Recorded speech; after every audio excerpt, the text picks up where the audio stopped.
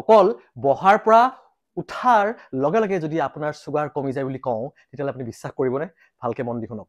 আমি সাধাৰণতে বহিলে বা উঠিলে কি কৰোঁ? ওচৰতে থকা হেণ্ডেল বা কিবাহত এনেকৈ জোৰ দি ভেজা দি আমি উঠা বহা কৰোঁ, হয়নে? আজিৰ পৰা আপুনি এটা কাম কৰিব। তাৰ আগতে মই কৈ দিছোঁ যে আমাৰ শৰীৰৰ ডাঙৰ ডাঙৰ মাংসপেশী এটা থাকে আমাৰ ইয়াতে ঠাইত আৰু বাটকত। সেয়েহে যেতিয়া আপুনি এতিয়াৰ পৰা মানে আজিৰ পৰাই ভিডিঅ'টো চোৱাৰ পাছৰ পৰা উঠা বহা কৰিব, আপুনি ক'তো নধৰাকৈ ধুনীয়াকৈ নিজৰ ভৰিৰ জোৰত এনেকৈ বহিব চেষ্টা কৰিব। আৰু যেতিয়া কামখিনি হৈ গ'ল আপুনি এনেকৈ অকল ভৰিৰ জোৰত আপুনি এনেকৈ ধুনীয়াকৈ উঠাৰ চেষ্টা কৰিব। প্ৰথম অৱস্থাত আপুনি অকল উঠা বহাত ব্যৱহাৰ কৰক।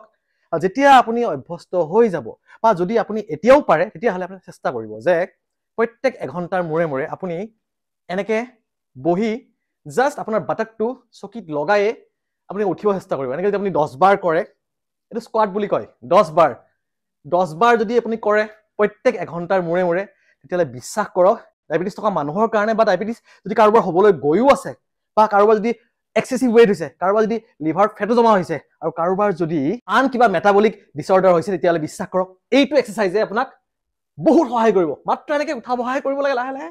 কিমান বাৰ? 10 বাৰকে প্ৰত্যেক এঘণ্টাৰ মূৰে মূৰে। আৰু যদি প্ৰথম অৱস্থাত নোৱাৰে ক'ৰবাত ধৰি পিনে কৰিলেও হ'ব, লাহে লাহে আপোনাৰ নধৰাকৈ কৰিব পৰাও আপুনি হৈ যাব। 10 বাৰকে প্ৰত্যেক এঘণ্টাৰ মূৰে মূৰে। বেছিকৈ পাৰিলে বেছিকৈ কৰিব।